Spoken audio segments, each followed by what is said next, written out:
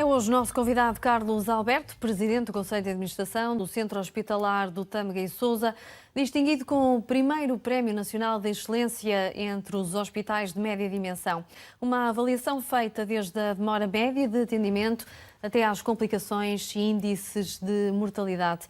Muito bom dia, obrigada por estar connosco. Muito bom dia. Vamos já falar deste Prémio de Excelência. Para já vemos os destaques da imprensa de hoje e quero falar, em primeiro lugar, sobre esta questão que vem no Diário de Notícias e também um pouco por todos os jornais, sobre a seca que o país atravessa e o plano de contingência que está a ser adotado, mais as medidas de alerta para a população para um racionamento da água. Exatamente.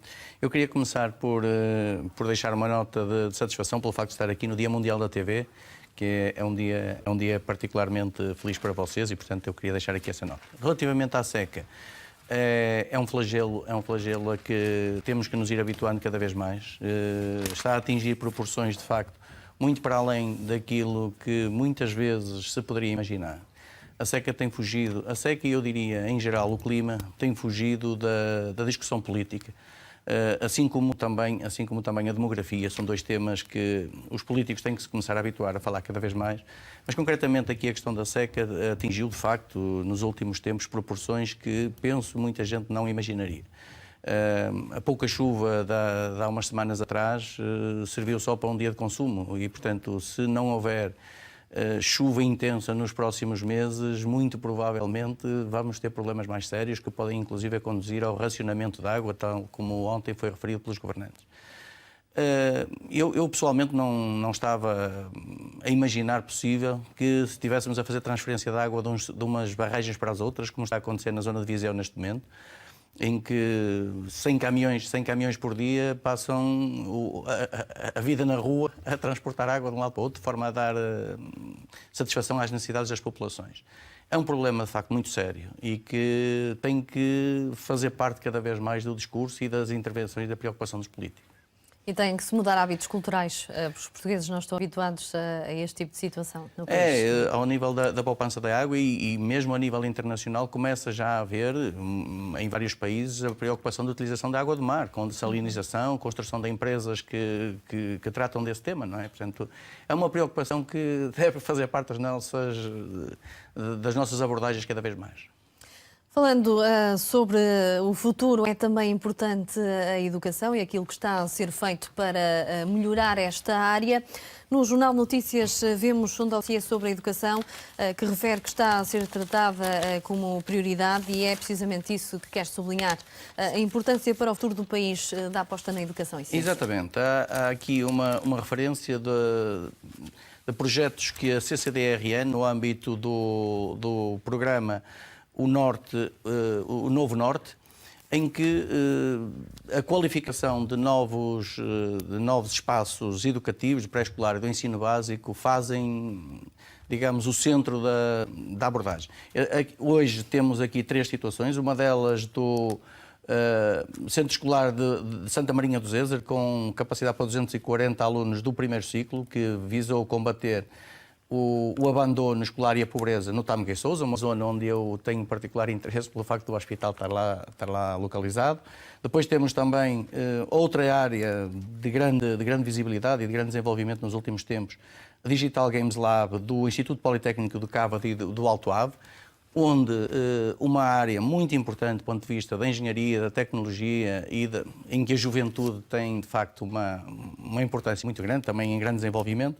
E depois um outro projeto no âmbito do Ministério da Educação e da Ciência, com 323 escolas públicas de 2º e 3º ciclo, ligadas em rede, com 220 mil alunos. Portanto, isto estamos a introduzir as novas tecnologias, de facto, a um ritmo cada vez mais acelerado e a vida vai mudar muito nos próximos tempos e os jovens começam, de facto, a fazer parte ativa dessa mudança.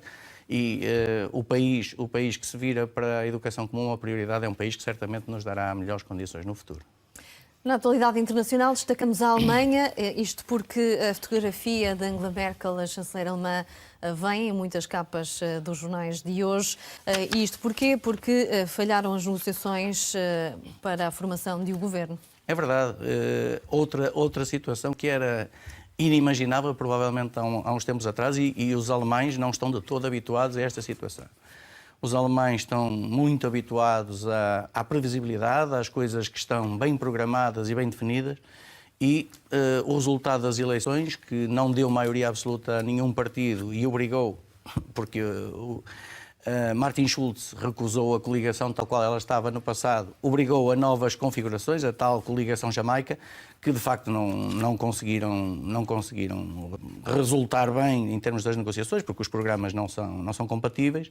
E, portanto, neste momento estamos com um cenário que é de grande incerteza. A própria chanceler admite ir de novo para eleições, o que é paradoxal, que há países, no caso da Inglaterra, quando há eleições, no dia a seguir ou passado poucos dias, tomam posse os governos. Na Alemanha, provavelmente, se houver eleições, só para fevereiro ou março, ou seja, o país continua a andar, um país com desenvolvimento, com taxas de crescimento, com baixo desemprego, continua a andar e o governo não está constituído. Portanto, são de facto realidades completamente diferentes, mas não deixa de haver alguma inquietação da parte dos investidores por esta indefinição da Alemanha. Muito bem, vamos então falar do Centro Hospitalar do Tâmega e Sousa. Foi distinguido com o primeiro Prémio Nacional de Excelência entre os hospitais do grupo de média dimensão. Como é que este hospital conseguiu estes resultados? Este hospital, que é o hospital onde eu atualmente sou Presidente do Conselho de Administração, é um hospital que junta duas unidades, uma em Penafiel e outra em Amarante, e é a segunda maior urgência do norte do país, a seguir ao São João, e portanto tem que dar tratamento a uma população muito grande. 5% da população portuguesa é tratada no nosso centro hospitalar. E foi com grande satisfação que numa avaliação feita por uma entidade externa, perfeitamente independente e que avaliou todos os hospitais estão divididos em 5 grupos, genericamente, portanto nós estamos incluídos nos de média dimensão, com outros hospitais distritais, Santarém, Setúbal, Leiria, etc. E nós fomos considerados o primeiro, sendo que os critérios de avaliação são critérios muito diversificados, desde a qualidade, que aborda a mortalidade, as complicações ajustadas pelo risco, as readmissões, portanto, ou seja, critérios que avaliam bem o aspecto técnico do tratamento dos doentes nos hospitais, e depois também critérios de eficiência, o número de doentes tratados por médico, por enfermeiro, enfim, uma panóplia muito grande de indicadores e, portanto, no fim não restam dúvidas nenhumas. Nós, neste conjunto de hospitais, fomos considerados o melhor. E este ano com uma particularidade relevante, que o prémio foi dado pela consistência dos últimos três anos. Portanto, todos os trabalhadores do Centro Hospitalar do Tâmega e Sousa, incluindo os conselhos de administração que por lá passaram, ao longo dos últimos 3 anos, estão de facto de parabéns pelo trabalho feito, e a população do Tâmega e Sousa pode estar perfeitamente digamos, consciente de que é bem tratada neste centro hospitalar por força deste reconhecimento externo. Não é? Uhum. E a questão que se coloca é o que é que está por detrás desse sucesso? Porque é que este hospital consegue estes resultados? É por força do trabalho dos colaboradores Portanto, das duas está unidades. relacionado com os recursos humanos. Inquestionavelmente. Há aqui para o futuro, e nós, como projetos que temos para o futuro, há uma área onde ainda há muito para fazer. Eu diria que, do ponto de vista técnico, esta avaliação deixa claro que se trabalha bem e os doentes são bem tratados. Como é que se consegue essa motivação? Digamos, com o trabalho do dia-a-dia, com proximidade. Eu diria, estamos num tempo de gestão de afetos e nós tentamos, ao nível do Conselho de Administração, fazer o mesmo, porque não é fácil, num tempo em que não abunda o dinheiro para compensar as pessoas monetariamente, não é fácil motivá-los com a remuneração não salarial, digamos assim, a possibilidade de participar em projetos inovadores, a possibilidade de os deixar fazer investigação, etc. Uma área que, se me permite muito rapidamente, eu gostava de deixar como nota para o futuro, é que, uma vez conseguido este reconhecimento do ponto de vista técnico, nós temos que olhar, e é uma área onde nós também temos que reconhecer que nem tudo fazemos bem feito, a área da humanização dos cuidados é uma área onde temos que intensificar os esforços. E, portanto, o próximo ano, da parte do Conselho de Administração, vai haver um esforço muito grande de sensibilização das pessoas para a necessidade de humanizar os cuidados e usar a expressão do Papa Francisco, aplicar a carinhoterapia no nosso hospital como uma nova especialidade. E está de acordo com as regras que foram definidas para a contratualização com os hospitais em 2018, com uma diminuição do número de cesarianas, a diminuição do tempo de espera nas urgências? Nós, ao nível das cesarianas, já somos um bom exemplo, ou seja, nós já somos dos hospitais que praticam melhores resultados do ponto de vista das cesarianas. Ao nível das urgências, nem sempre a resposta pode ser tão fácil, porque, como lhe disse, o facto de sermos a segunda maior urgência do norte do país dificulta muito, porque a carga assistencial é demasiado pesada e, em alguns picos, torna difícil.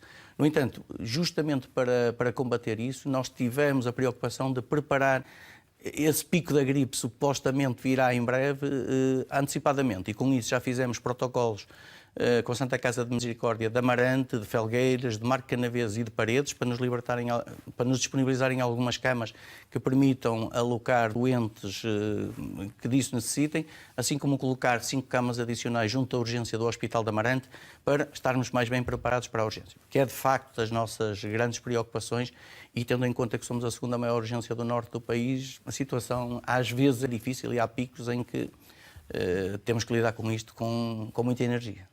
Muito bem, muito obrigada por ter estado connosco. Muito obrigado. Muito obrigado.